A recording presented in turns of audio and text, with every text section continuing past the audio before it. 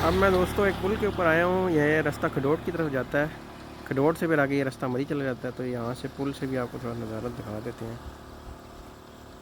Check करें आज बारिश के बाद क्या ज़बरदस्त सीन हुआ है।